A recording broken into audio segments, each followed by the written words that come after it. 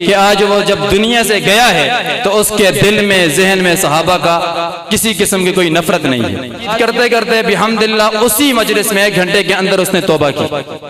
اس نے توبہ کی، توبہ کرنے کے بعد اس نے کہا آئندہ انشاءاللہ میں کسی صحابی کے بارے میں ایسے الفاظ زبان پر بھی نہیں لاؤں گا اور نہ ہی گھر میں کسی کی اتنی جرأت ہوگی آج کے بعد۔ اور ہمیشہ یہ دعا ہے اللہ سے، یا اللہ اگر میں مخلص نہیں ہوں مجھ سے یہ چھین لے، یا مجھے اخلاص دے یا مجھ سے یہ چھین لے۔ اگر میں مخلص ہوں تو نے اخلاص دے دیا، تیرا فضل و کرم ہے، یا اللہ مجھے وہی لوگ دینا جن میں اخلاص ہو۔ ہم لشکر جمع نہیں کرنا چاہتے، ہم کوئی بڑی دنیا فتح کرنے نہیں نکلے، ہم صرف چند مخلص لوگ چاہتے ہیں۔ اللہ کے لیے مخلص لوگ عطا کرے، پھر پوری دنیا میں صرف ضلع مانسہرہ یا غازی کوٹ یہ صرف پاکستان نہیں بلکہ پوری دنیا میں ہماری موجودگی میں یا ہمارے بعد سے ہی ایک دن وہ آئے گا انشاءاللہ، اور ضرور آئے گا، اور ضرور پہ ضرور آئے گا انشاءاللہ، جب پوری دنیا میں آپ دیکھیں گے خیر الامہ کے عقائد اسلام کورس بھی ہو رہے ہوں گے، خیر الامہ کے پلیٹ فارم سے انشاءاللہ درس قرآن کا سلسلہ بھی آپ کو نظر آئے۔ مجھے حکم ہوا کہ آپ چاہتے کیا ہو، چلے کہاں سے تھے، منزل کیا ہے، ساتھ کتنے لوگ ہیں، یہ ساری چیزیں آپ نے وضاحت کرنی ہے۔ میں اکثر دوستوں سے کہا کرتا ہوں آپ کے ساتھ کتنے لوگ ہیں یہ اہم نہیں ہوتا، ہاں آپ کے ساتھ جو لوگ ہیں ان کا اپنا وزن کیا ہے، وہ کس درجے کے ہیں یہ اہم ہوتا ہے۔ مجھے اور آپ کو کتنے لوگ پسند کرتے ہیں یہ اہم نہیں ہے، بلکہ جو پسند کرتے ہیں ان کی اپنا درجہ کیا ہے۔ بحمداللہ آپ سب دیکھ رہے ہیں جو حضرات ہمارے ساتھ ہیں، یہ سفر شروع کیا تھا درجہ خامسہ والے سال۔ میرے اس وقت کے دوست مولانا ارسلان نفیسی صاحب جو میرے کلاس فیلو ہیں، جو بھی کلام بھی پیش فرمائیں گے، وہ اس بات کی گواہی دیں گے۔ درجہ خامسہ والے سال اساتذہ کرام کے پاس ایک سوچ لے کر حاضر ہوا کہ نوجوانوں کی دین بیزاری اور علماء کرام پر تبرہ بازی کی اصل وجہ کیا ہے۔ آج ہمارے نوجوان علماء کرام کے بھی گستاخ ہوتے جا رہے ہیں، اور اس کا نقصان یہ ہو رہا ہے کہ وہ علماء کے خلاف ہونے کے بعد مسجد اور مدرسہ سے دور ہوتے جا رہے ہیں۔ پھر وہ لوگ کن کے ہاتھوں چڑھتے ہیں یہ آگے آپ بات میں سمجھ جائیں گے، اور دین سے بیزار کیوں ہوتے جا رہے ہیں۔ اساتذہ کرام نے اس سوچ کو دیکھ کر پہلے حوصلہ افزائی کی، پھر اس کا جواب دیا کہ بیٹا یہ دین سے دوری، قرآن سے دوری کی وجہ سے ہے کہ آج ہمارا معاشرہ جو فرقوں میں بٹا ہوا ہے، جگہ جگہ جھگڑا، لڑائی، فساد، سب کا سب تباہ ہو چکا ہے۔ اصلاح کی ضرورت ہے، اور وہ اصلاح اب قرآن سے ہی ممکن ہے، اس کے علاوہ کوئی دوسرا راستہ نظر نہیں آتا۔ اس پر محنت کرو۔ نام اخذ کیا، مشاورت کی، خیر الامہ نام پر اتفاق ہوا، کنتم خیر امت اخرجت للناس، قرآن کی یہ آیت سامنے۔ پھر اس کے بعد سلسلہ چلتا رہا، بہت ساری باتیں آتی ہیں درمیان میں جنہیں حذف کرتے ہیں۔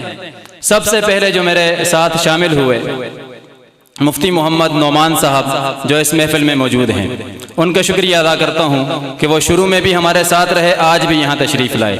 پھر اس طرح سے مولانا ارسلان نفیسی صاحب، پھر اس طرح سے مولانا سعد سعدی صاحب، پھر اس طرح سے مولانا عبید الرحمن خلیل صاحب، مولانا احسن قریشی صاحب، مولانا ذوالفقار احمد جیلانی صاحب، بھائی اظہر معاویہ صاحب، اور اسی طرح سے نقیب محفل حضرت مولانا سعد ندیم صاحب۔ یہ وہ حضرات جو ہماری سرپرستی فرمایا کرتے تھے کہ یہ چند نوجوان، تمام نوجوانوں کے نام، دوستوں کے نام ذہن میں ہیں لیکن وقت نہیں ہے، یہ جو یہاں موجود ہیں انہی کے نام لیے ہیں، ورنہ بے شمار ساتھی جو ہمارے ساتھ جڑتے چلے گئے۔ ان سب دوستوں کو لے کر جب بڑے حضرات کے سامنے گئے، ان سرپرستوں کی فہرست میں مولانا سعد ندیم صاحب ہیں، ارشد راز صاحب بھی سنتے ہیں، میرے استاذ بھی ہیں، اور ماشاءاللہ مجاہد ختم نبوت بھی ہیں، نہ ڈر اور بے باک قسم کے ادیب اور نقیب ہیں، علماء کرام بھی انہیں بہت پسند فرماتے ہیں۔ اسی طرح سے میری خوش قسمتی، ابھی آپ حضرات کے سامنے تشریف لائے ہوئے تھے ہمارے استاذ محترم، استاذ العلماء، استاذ القراء، پیر طریقت، رہبر شریعت، روحانی معتمد، عامل دین، عامل اور عالم دین، حضرت مولانا قاری صدیق احمد نقشبندی صاحب، ان حضرات نے ہماری حوصلہ افزائی فرمائی۔ پھر اسی طرح سے استاذ التفسیر، نہایت معتدل شخصیت، انتہائی पुख्ता सोचों के मालिक, अकाबिर और असलाफ की फ़िक्र के अमीन, हमारे उस्ताद मोहतरम हज़रत मौलाना मुफ्ती मोहम्मद साबिर साहब दामत बरकातुहुमुल आलिया, आपने गुफ्तगू भी सिमात फरमाई है, वो हमारी सरपरस्ती फरमाते रहे। और इसी तरह से ज़िला मानसरा के अकाबिर उलमाए किराम की सफ़े अव्वल में जो शख्सियत नज़र आती है, जिन्होंने कलम के महाज पर डट कर दीन मुबीन की खिदमत की और कर भी रहे हैं, अल्लाह करीम मज़ीद भी तौफीक नसीब फरमाए। मशहूर और मारूफ मुअल्लिफ भी हैं, सवाने निगार भी हैं, आलिम बाअमल भी हैं, शेखुल हदीस हज़रत मौलाना इसराइल गलंगी साहब हफीज़हुल्लाह, अल्हम्दुलिल्लाह ये भी हमारे साथ मौजूद हैं। हमेशा सरपरस्ती फरमाई है, हमेशा मुफीद मुशावरत से नवाजते रहे हैं।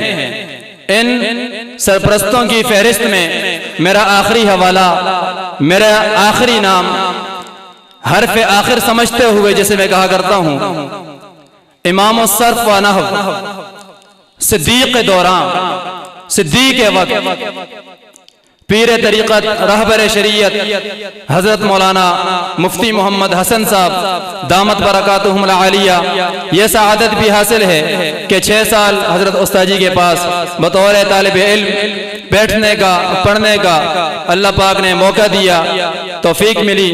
और असातिज़ा किराम की ही दुआओं की बदौलत, बिलखुसूस मेरी वालिदा मोहतरमा और मेरे वालिद साहब, और इसी तरह से मेरे हज़रत उस्ताद जी मुफ्ती मोहम्मद हसन साहब दामत बरकातुहुमुल आलिया और हज़रत उस्ताद जी मुफ्ती मोहम्मद साबिर साहब दामत बरकातुहुमुल आलिया, इन हजरात की दुआएं थी कि अल्लाह करीम ने हमें हौसलों से नवाजा और हम चले थे, अकेले थे।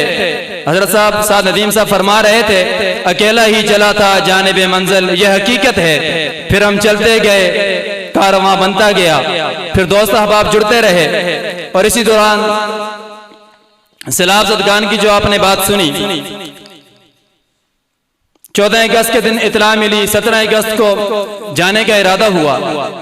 जेब में 17 रुपए थे, जो कि यहाँ से तोनसा शरीफ का किराया नहीं बनता था। मुफ्ती नोमान साहब यहाँ मौजूद हैं, इन्हें मैंने कॉल की, मैंने ये नहीं कहा कि मैं कहाँ जाना चाहता हूँ, मैंने कहा कुछ रकम मुझे कर्ज चाहिए, जाने का किराया पास नहीं था। बहरहाल इन्होंने मुझे कर्ज दिया, जब जेब में पैसे आ गए तो यकीन बन गया कि अब सफर हो सकता है। यहाँ से हाजिर हुए काजी साहब के पास, वहाँ मुफ्ती नदीम साहब जो हमारे साथ चलते आ रहे हैं, मुफ्ती महबूबुर रहमान साहब, मुफ्ती मोहम्मद उमर साहब, मुफ्ती ओकाशा साहब, ये उलमाए किराम, ये मुफ्तियान औज़ाम, इनके पास जाकर हाजिर हुआ। इन सब ने हौसला अफजाई की और कहा अल्लाह पर तवक्कल करो बेटा, निकल जाओ। और वहाँ से दुआए खैर करके हम यहाँ से चले गए। रास्ते में मेरे इंतहाई मोहतरम बुलंद हौसलों के मालिक, हमदर्द इंसानियत, दर्द मंदाना दिल रखने वाली शख्सियत हज़रत मौलाना आतिफ महमूद साहब जो कि तशरीफ फरमाए हैं, इन्होंने भी इरादा जाहिर किया कि खजर भाई साथ चलेंगे। हम 2 साथी साथ हुए। सूरत हाल वहां पर भी यही थी कि जेब में कुछ नहीं था। बहरहाल अल्लाह पाक ने किराए का इंतजाम किया। 21 दिन हम तोनसा शरीफ में रहे। 21 दिन किस तरह रहे? वहां जब हम गए तो यहाँ सबको इतला मिली, आप हजरात ने यहाँ से जो राशन तैयार किया, जो आपने यहाँ से गाड़ियाँ तैयार की, वो गाड़ियाँ वहाँ पहुँचाई गई। जो आप हजरात ने माली तावन दिया वो वहाँ पहुँचाया गया। फिर वहाँ दस्तरखान लगाए गए, वहाँ पर माली इमदाद की गई, वहाँ पर राशन वगैरह तकसीम किए गए। जिसकी जहाँ जो जरूरत हमें महसूस हो रही थी हम करते चले गए। 21 दिन के बाद वहाँ से डेरा इस्माइल खान की तरफ आए। 10 दिन वहाँ पर खिदमत का मौका मिला। फिर हमारे इंतहाई मुशफिक, इंतहाई मुरब्बी और मोहसिन, इंतहाई मेहरबान उस्ताद हजरत मौलाना शेख अमानुल्लाह साहब रहीमहुल्लाह का इंतकाल हुआ। दुखी दिल के साथ दुखी इंसानियत को वहाँ पर छोड़कर हम वहाँ से अटक गए। जनाजा में शिरकत की और जनाजे के मुत्तसिल बाद वहीं से वापस हम लोग पेशावर की तरफ चले गए। वहाँ पर हाजी मोहम्मद ज़ेवर साहब और भाई मोहम्मद अली साहब थे जो इदारा खैरुल उम्मा के रुकन हैं, पेशावर से वाबस्ता हैं। उन हजरात ने एक टोयोटा गाड़ी मुकम्मल राशन और इन चीज़ों के साथ तैयार करके हमारे सुपुर्द की। वो खेमे वगैरह, वो राशन वगैरह लेकर हम लोग सिंध की तरफ पहुंचे कि वहां पर ज्यादा हालात खराब हो चुके थे। सिंध में जब गए وہاں پر بہت لمبی کارگزاری، سکر، لاڑکانہ، گھوٹکی اور اسی طرح سے مہڑ اور خیرپور، ناتھن شاہ، ان علاقوں میں تقریباً 1 ماہ سے اوپر ہم نے خدمت کی۔ وہاں پر ہماری ملاقات گھوٹکی کے جو ہمارے ذمہ دار، ہمارے انتہائی محترم دوست کیپٹن عرفان گڈانی صاحب ہیں، انہوں نے رہائش کا انتظام کیا، اپنی جیب سے گاڑی کا انتظام کیا اور اس طرح سیکورٹی وغیرہ کا انتظام کیا، چونکہ وہاں حالات تھوڑے ناساز تھے۔ پھر ان کے بڑے بھائی محمد طارق گڈانی صاحب، وہ ہمارے ساتھ رہے مستقل سفر میں، بڑی خدمت کی۔ پھر آخری بات جو ہے کہ ہم آئندہ کیا چاہتے ہیں، اس سے پہلے ایک بات، میں ایک جنازے میں گیا، وہاں میں نے ایک بھائی سے یہ کارگزاری پیش کی اس کے سامنے۔ میں نے کہا ایک بندے نے خیر الامہ کا نام سنا، اس نے ہم سے رابطہ کیا، ہماری اس سے گفتگو ہوئی، کورس ہم کروا رہے تھے عقائد اسلام۔ اس نے گفتگو میں ملاقات کا مجھے کہا، ملاقات کے لیے میں پنڈی میں چلا گیا، اس سے فیصل مسجد میں ملاقات ہوئی۔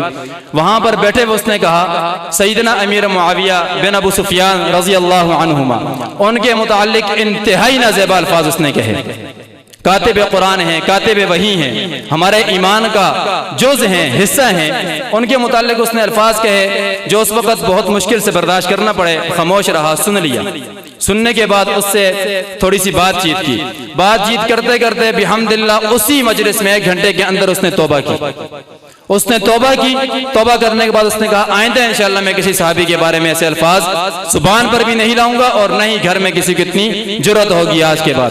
اسی طرح ایک اور جگہ ایک شخص 5 وقت نمازی، بہت سارے میرے پاس گواہ موجود ہیں اس بات کے، لیکن میں عرض کی ہے کہ لائیو دیکھا جا رہا ہے، کہیں کوئی محسوس نہ کر لے، میں بہت سارے نام نہیں لینا چاہ رہا اس وجہ سے۔ ایک شخص 5 وقت کا نمازی، اللہ کی قسم اتنا اللہ والا، اس کو دیکھ کر بنا دیکھے 5 وقت کا نمازی اور ہر ہفتے میں تقریباً قرآن پاک مکمل کرنے والا۔ ایک دن ایک صحابی رسول کا نام آتا ہے تو اس نے کہا تو اسے کس طرح صحابی لکھتا ہے؟ میں نے ان سے کہا ملاقات کریں۔ ملاقات کے لیے گیا تو معلوم ہوا کہ ان کے ذہن میں انتہائی عجیب و غریب اشکالات تھے اس حوالے سے۔ بھائی جب عقیدہ ہی کسی کا نہیں ہے تو اعمال کس کام کے؟ جب عقائد ہی درست نہیں ہیں، علماء کرام موجود ہیں، جب عقائد درست نہیں ہیں تو اعمال قابل قبول نہیں ہیں۔ ہندو جتنی چاہے زکوٰۃ کے نام پر لوگوں کو کھلائے، عقیدہ درست نہیں ہے، جہنم میں جائے گا۔ سکھ ہے، بدھ مت ہے، یہودی ہے، نصرانی ہے، مرزائی ہے، جو بھی ہے، غیر مسلم جو بھی ہے، خارجی ہے، کوئی فتنہ ہے، کوئی رافضی ہے، جو بھی ہے، عقیدہ درست نہیں ہے تو اس کے اعمال تو اسے کسی کام نہیں آئیں گے آخرت میں۔ بہرحال ان سے بات ہوئی، تقریباً 1 گھنٹہ یا پونا گھنٹہ ان سے ہماری بات ہوئی اور اس کے 3 ماہ کے بعد ان کا انتقال ہو گیا۔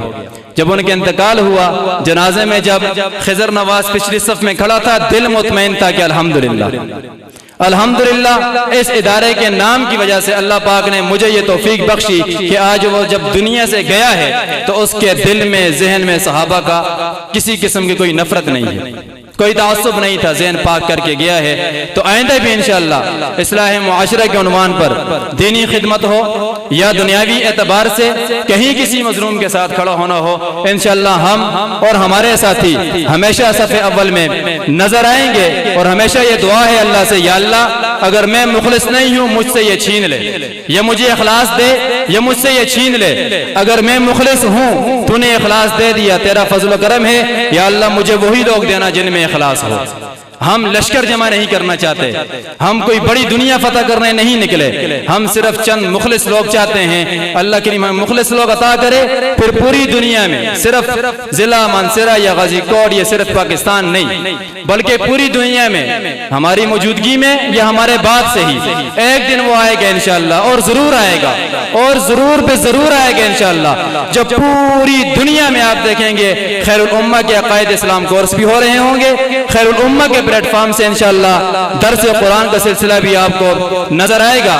اللہ کریم سے دعا ہے اللہ کریم ہم سب کو اخلاص نصیب فرمائے۔ اپنے احباب یہاں تشریف لائے ہیں، بالخصوص اہل محلہ جنہوں نے میرے ساتھ تعاون کیا، اور میرے برادر کبیر حضرت مولانا مفتی محمد وسیم نواز صاحب جو کہ ہمارے ساتھ شامل ہیں شروع سے، انہوں نے بھی بہت تعاون کیا۔ اسی طرح سے حاجی محمد آصف صاحب، حاجی آصف صاحب کے ساتھ بھائی عابد صاحب ہیں، اور اس طرح سے بھائی امتیاز صاحب ہیں، بھائی اشتیاق صاحب ہیں، دیگر جتنے اہل محلہ ہیں جو ہمارے ساتھ مشورے میں شامل رہے، ان سب کا بھی انتہائی شکر گزار ہوں۔ جتنے دوست احباب لاہور سے سفر کر کے تشریف لائے، اور بالخصوص ہمارے استاذ محترم، انہوں نے ہمیشہ شفقت فرمائی، آج بھی یہاں تشریف لائے، الفاظ نہیں ہے، شکریہ کیسے ادا کروں، ایک ہی دعا ہے، اللہ سب سے راضی ہو جائے۔ والسلام علیکم ورحمۃ اللہ وبرکاتہ۔